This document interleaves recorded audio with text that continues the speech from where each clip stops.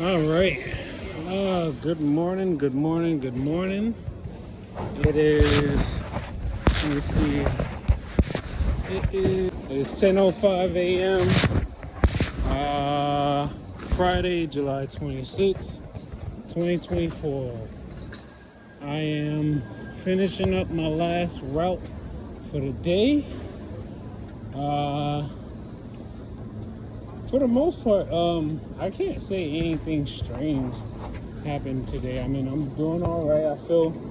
Been feeling pretty good.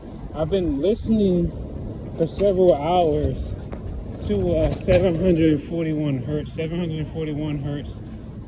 on a general frequency generator app. Not binaural beat or anything like that, just a regular frequency generator app. 741 is supposed to be helpful for removing electromagnetic radiation from the cells of the body. Interesting enough, when I play it, I have this weird, the sensation I have, especially when it develops in like the chest, when it develops like in my torso and my cavity, it feels like someone is moving like this dense, I don't know, it feels like something dense but not solid, and it's like moving around, and I could feel it rise up. This left brake is like out. But anyway, I could feel it. So like when I'm playing it, I could feel it first, like kind of like almost as if like something's moving around in the chest, right? But it feels like a dense cloud. Like if you put like if you had water and then put like I don't know some type of solution, and then put magnetic particles inside the solution, and then you took a magnet and you start moving the magnet on like the outside of the glass or the jar, and you see the particles moving with the magnet. That's exactly what it feels like when I'm playing the frequency. Now, mind you, this is basically kind of what's happening in everyone's bodies when you think about it, because we all have these biosensors, these biosensors and nanobots, which are all magnetic. They're all electromagnetic. They all have transducers, or the ability to convert radio frequencies into electrical impulses that the body can understand, and then of course, when you got like access to satellites and cell towers and Wi-Fi routers and stuff, you can take a focused radio frequency or electromagnetic wave, and you can use the energy from that wave to basically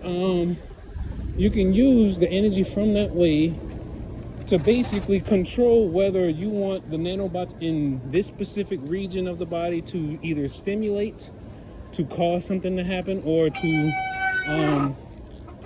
maybe absorb energy so that something can stop happening, right?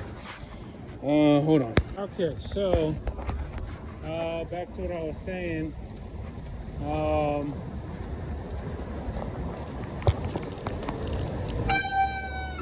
Oh, dang! All right. Yeah, I'm tired because that last one, I did my second delivery, and that shit, it was a 6th floor walk up, and it was 6 bags, but it seemed like 5 or 4 of the bags weighed about like 20 pounds each or something. And I'm gonna tell you this, right? And regardless of who's watching, anyone that's doing deliveries, it doesn't matter what company you're working for, I'm gonna say this, right? And this is something that people, I get it, it's a service. We deliver, right? It's a service. But here's what I also realized too, right? I'm one that I have this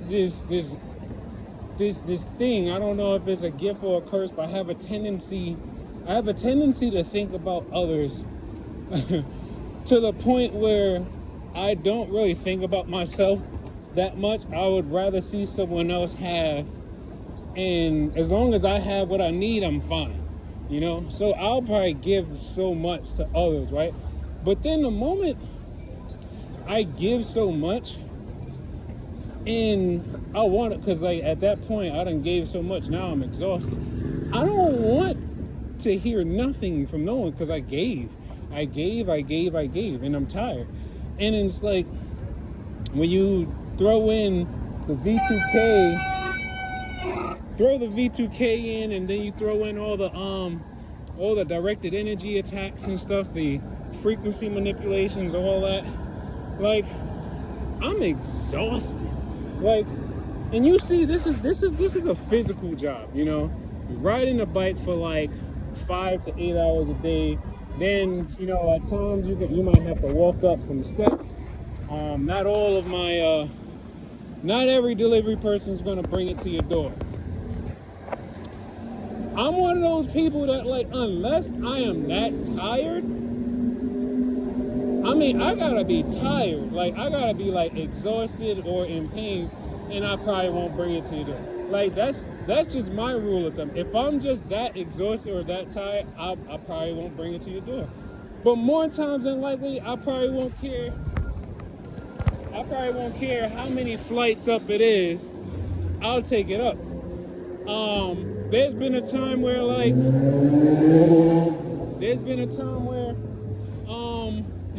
matter of fact, earlier this morning, I had a delivery, and this was an elevator building. I had a delivery to this one place, and then the lady was like, oh, I'm so thankful that you brought it to the door. This is actually a re-delivery because the person who brought it last time, they left it outside the building. And I'm like, that's wild, because I'm like, first thing I did was try the door and see if the door was open. Yeah, the door was open. And then I don't know, if it's an elevator building, I'm gonna take the elevator upstairs. I mean, you're already being helped up with the elevator. Now, a lot of times, a lot of people, if they don't got an elevator, they're not walking up the steps. If it's like past the second floor, they're not gonna take it up. You know, and I'm thinking to myself, like, I tend to try to find reasons why I should take it up. A lot of times I always like to believe that, you know, by the time I get upstairs, it's probably gonna be somebody elderly, somebody disabled. And then when I'm right, it makes me feel so much better, though. Like, I feel so much better that I took it upstairs, because now this elderly or disabled person don't have to try to go downstairs and then damn near kill themselves or whatnot. And then some people, like, we've had this discussion at work too, where some people think, like, I don't know why they live up so high. Like, elderly people be living on the 5th and 4th and 6th floor and everything. They should be living on the 1st floor. But it's like, I think about that too, but then I also realize they probably lived there for probably more than 15 years or so. They probably lived there for a long time. So of course they're not gonna go nowhere. And, you know, if they had a lot of memories in that apartment, they're not gonna go nowhere, you know? So I also look for because I don't really go to the gym, I look for the fitness aspect to it all, you know, because the bike is mostly just doing cardio, right? But lifting up the bins and the cases of water and carrying it up like 4, 5, 6 flights of steps, you know, even though Amazon isn't really requiring you to deliver it to their door, technically, if they don't put a note in their delivery that says deliver to door, you don't technically have to deliver to the door. All you got to do is make sure it's either in the building or somewhere like on the building property and then take a picture of it. But anyway, so yeah, I like to take them upstairs, and then, you know, the crazy thing is, a lot of times, and very recently, I've been hearing a lot more customers complain where like, oh, this person, they didn't bring it to the door, they left it downstairs and the neighbors took everything. Or, you know, it's always some case where it's like, and it's crazy, it'd be moments where I'm feeling tired and I don't want to take it upstairs, or I look at the label and I see apartment 29 and I'm like, I know this building, that building does not have a elevator. You know, I think about it. Like, I think about not taking it up the steps, but you know what it is? It's something in me that's like, I'm always wanting to be, I guess, I don't know. It's like, I'm always hoping for the better. You know, like I'm always hoping like by the time I get up there, maybe they'll open the door and they'll greet me at least. I'm not always looking for like a cash tip or something like that. But if I get up to the door and I've carried your stuff up 5 flights of steps, I'm like, the least people could do is at least say hi and thank you through the door, even if you don't open the door. Just say thank you, right? Now, I'm not really on here to vent about deliveries. No, that's not really what I'm on here about today. It was mostly more supposed to be about, what was it?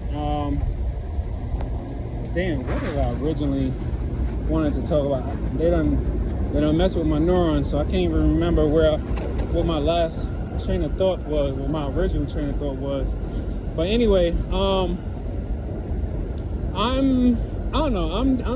I just do my best. Oh, right. Character. Yes. So, I have already accepted the fact that a lot of people are watching through their I guess 6G internet, through the brain cloud interfaces I wish I knew what the name of the app was that everyone's using. I wish I knew the name of it. I wish I knew the company maker. I wish I knew the distributor or whatever. Because I'm like, they're like, oh, it's alien technology. Nobody knows about this fuck out of here. No. A lot of people know about the technology, but they just don't know how much it has advanced over the last few decades. I mean, because this technology is not new. This technology is the concept behind this technology is old as hell. I mean, we talking probably pre-pyramid days. We talking pre before we started to actually like build machines that, you know, supposedly collect electricity and whatnot. Hold on. So yeah, I'm back now.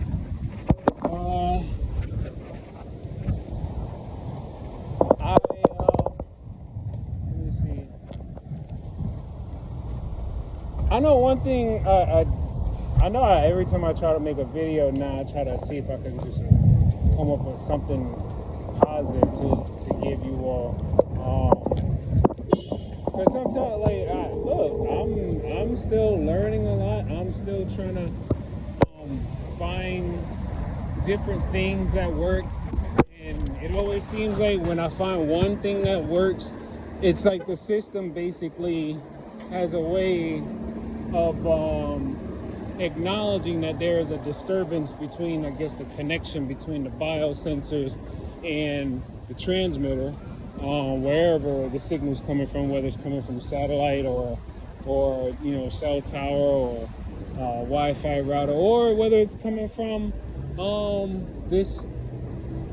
From what I've seen, I've seen some information that said there's a whole nother, there's other generations of internet access that's being used currently that's higher than 5G, so there's that too. But you know what,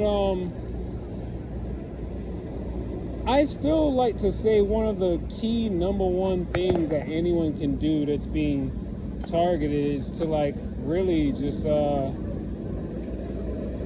stay aware. Like, I feel like that's one of the number one things is awareness. It's just being aware. And when you're being targeted or in my case, they claim I'm not a target. They claim I'm an experiment, But targeting really is an experimentation. Yeah, you're not killing the target, right? But you are eventually going to kill the target through this extensive exposure to electromagnetic radiation. The target themselves are eventually, and may possibly end up dying or basically collapsing because their cells can no longer reproduce because of so much radiation, or the person they might overstimulate the person so much to the point where they literally break the person, because you got to remember, all of this is electrical stimulation. That's, for the most part, besides all the people that come around and try to gaslight you, scratch them. The real enemy is not the people, and I try to remind people this.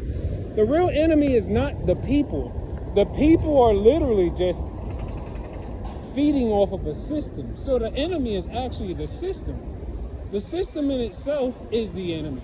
Because if people didn't have something like this to feed off of, then people wouldn't be as evil and corrupt as they are now. If they didn't have a system like this to feed off of, then people wouldn't be doing as much. I mean, maybe they wouldn't. Maybe they'll probably still be doing it, but more people will be getting caught. But because this is such a quote-unquote undetectable system, at least to the layman or to people that just lack the knowledge of any of this type of technology, or even if you don't know about technology, just to know about the very basic essence of energy and like the way energy can be converted, transmuted. There's so many different things about energy we don't or haven't really learned in school. And of all the biology and anatomy and hell, even chemistry classes I've taken, but this is more physics if anything. But yeah, a lot of this stuff you don't find a lot of this stuff in textbooks. Like, one thing I realized is I couldn't find it in many American texts, but what I realized is this technology, it can basically sense, read, draw energy from, and send energy to the chakra points of the body. Now, we know about 7 chakras, right? Starting from the top, you got your crown, you got your third eye, you got your throat chakra, you got your heart chakra, you got your sacral chakra. The solar plexus is after the heart. Then you got your sacral, and then there's the base, right, which is called the root. So the thing that people need to understand is that this technology, it's not just interfering with the 7 chakras, but then I also found out that there's 15 chakras. And each one of our chakras, especially the 8 to 15 that we don't all know about, those chakras, I came down the wrong side, but those chakras technically are connected to or expanded so far out into the universe that it's like, it kind of makes sense now when I think that people probably can let's say connect or communicate in some type of meditative astral projecting way with entities from different dimensions or distant parts of the universe. And that's not even I don't know, maybe I'll put I'll post a picture of this diagram that I found in this video showing the 15 chakra points. Hold on, I'm doing my last maneuver. Yeah. All right. So Um. Oh damn. Hopefully, okay, I can get out. Anyway. Yeah, I'm trying. I'm trying, y'all. I'm really trying, y'all. And it's not easy. I mean, y'all know this, so it's not easy.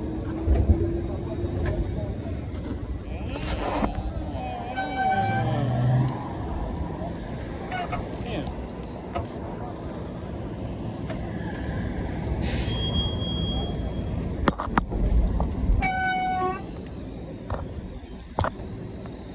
Okay. So, all right. Damn.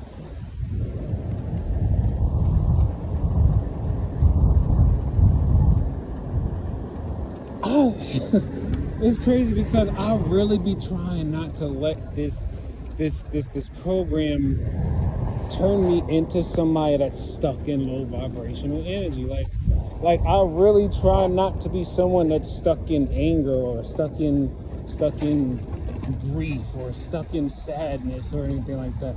I mean, of course, like one thing we all have to keep in mind is that like I was about to say before about the people really don't matter, because if you are aware, you can be more aware of people in your space. You can be, that's something that you should at least hold yourself accountable for, is being aware of the people in your space.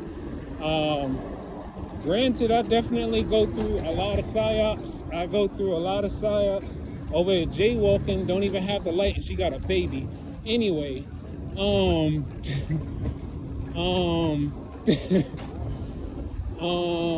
yeah, damn, she just distracted me. But anyway, dang, I can't even remember what I was about to say. Oh well. Anyway though, I'm trying the best that I can,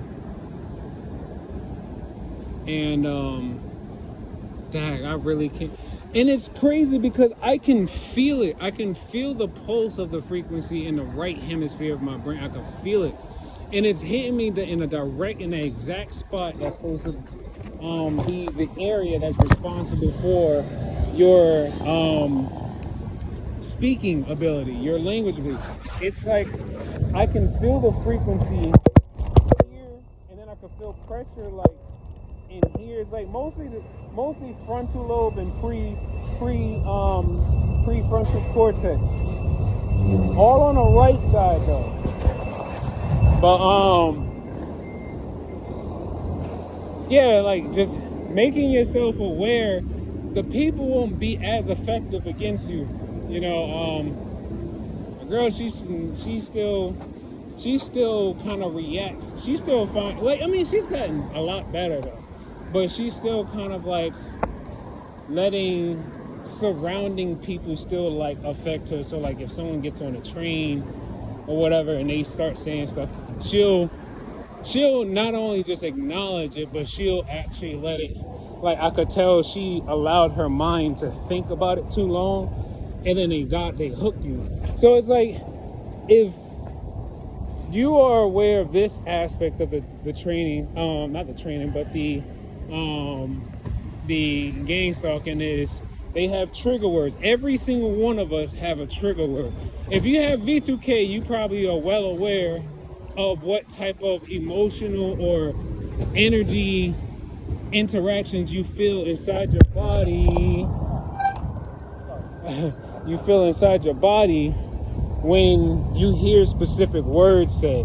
When you hear specific words, there's a certain little thing. I don't even know how to describe this thing, but it's like a subtle little spark, or like, I don't know. It's not like a good spark, but it's weird. It's almost as if someone hit a key on a piano, but it was so subtle you could feel like the pressure of the little hammer hit the string and you can feel the vibration. So whenever someone says or say, let's say the word bitch, right? Because I know a lot of times the V2K, they're always like, Chris is a bitch ass nigga. That nigga's a bitch. He pussy, son. He a bitch. You know, and you could tell by the way I'm saying it, you know what type of people I'm dealing with. So it's like you could tell by the way I'm saying it, you know what type of people I'm dealing with. Like, these are the type of people I got on my V2K.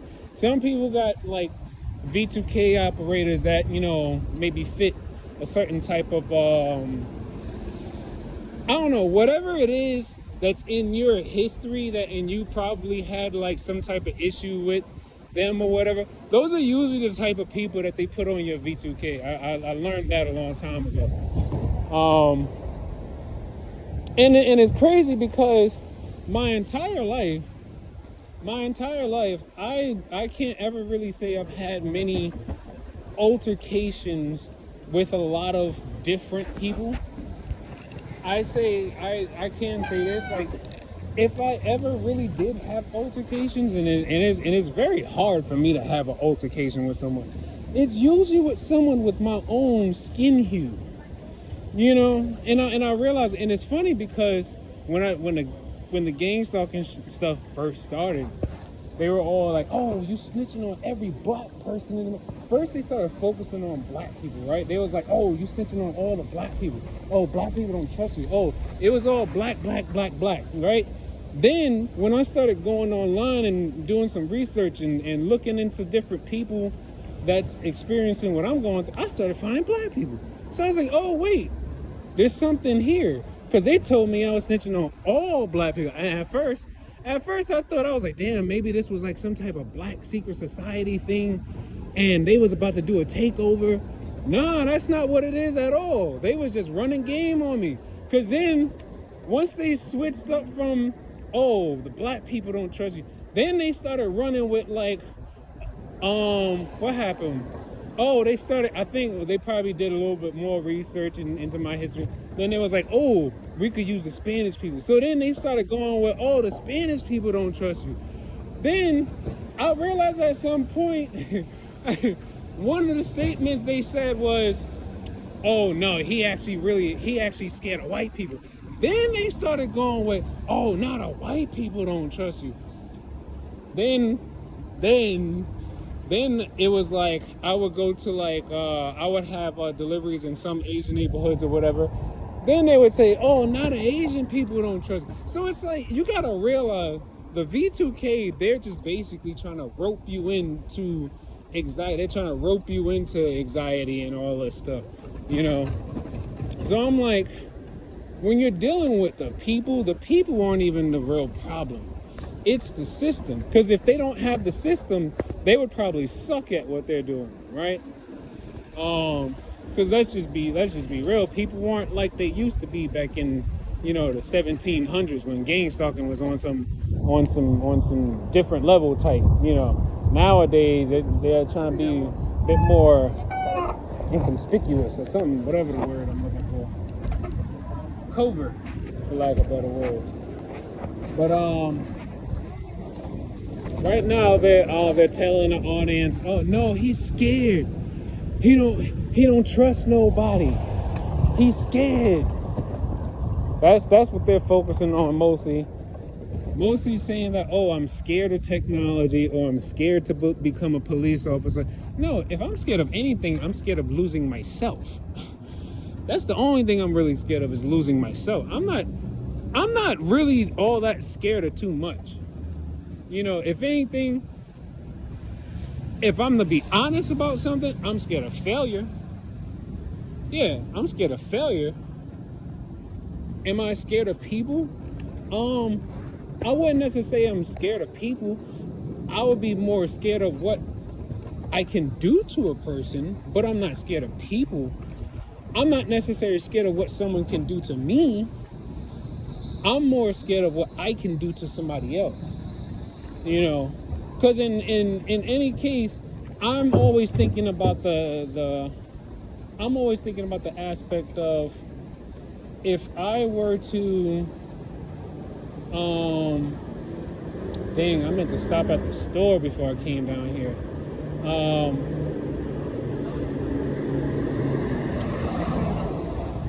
Dad, I meant to stop at the store. I'm about to borrow this bike. Hold up. I should just clock out real quick. Dang, there's no other store around here, man. Anyway, hold on. Yeah, I'm gonna find. Let me see where.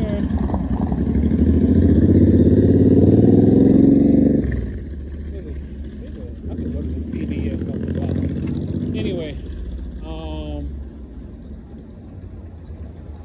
what am I trying to say now? I don't know, but it's like, and the crazy thing is, they're like, oh, he's not a real Pisces. He got a competitive spirit. It's like Pisces aren't supposed to have a competitive spirit. Pisces is supposed to be like passive and they don't want to fight. They don't like confrontation. We don't. But a Pisces is also two fish too. Pisces is also two fish.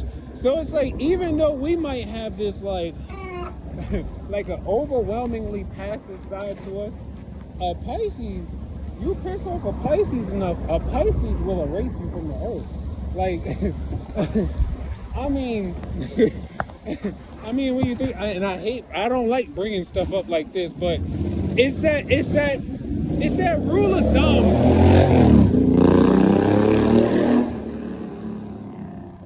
It's that rule of thumb people always tell you about nice people. It's like,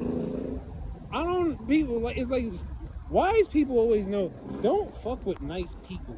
Because nice people are usually nice for a reason. God made that person nice for a reason.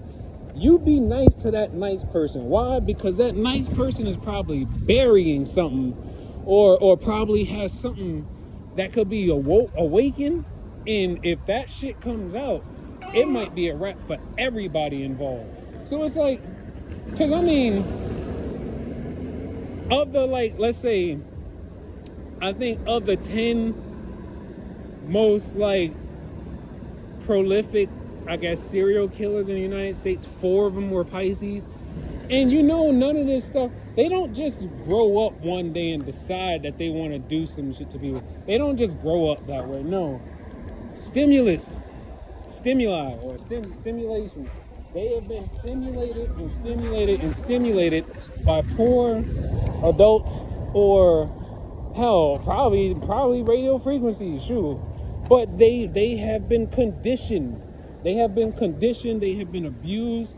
They have been through so much that at some point they grew up wanting to do so much to other people. You know, and I'm not speaking for their adult version, because when you become an adult, you're responsible, right? You take responsibility for your actions. But when they were children, a lot of those people, when they were children, they got, oh man, like a lot of people before they become these criminals that we see today, or these prolific people that we see today, before they even got that way, they were children. And when they were children, adults abused the hell out of them. You know? So it's like, now it's like yeah, I didn't really like know about gang stalking and all that before, when I was in high school or in my 20s or anything like that. But I mean, I grew up watching people getting picked on and harassed and stuff, and I've seen the nerds fight back. You know, I've seen the nerds fight back. And you know what I also noticed? When the nerds look like they're about to beat up the bully, and the bully look like they're about to lose, the bully just happens to have this group of people that's willing to back them up. And then next thing you know, now the nerd is getting jumped by like 20 people because the bully was about to lose a fight. It is what it is. But I don't know. I had a bit more on my mind to say, but I'm not sure what else. So yeah, that's it for now. So if I remember anything else, I'll come back to y'all. Take life one breath, one thought, one step, one day at a time. Peace. All right. So I'm walking down the street, and all of a sudden I see a rainbow around the sun. I've never seen that before. And then my girl, she then points, look, there's another one. And I'm like, wait, I've never seen anything like this. Have you ever seen a rainbow around the sun? And then there's a rainbow down the block. I'm like, I've never seen anything like this. This is interesting. I gotta look this up.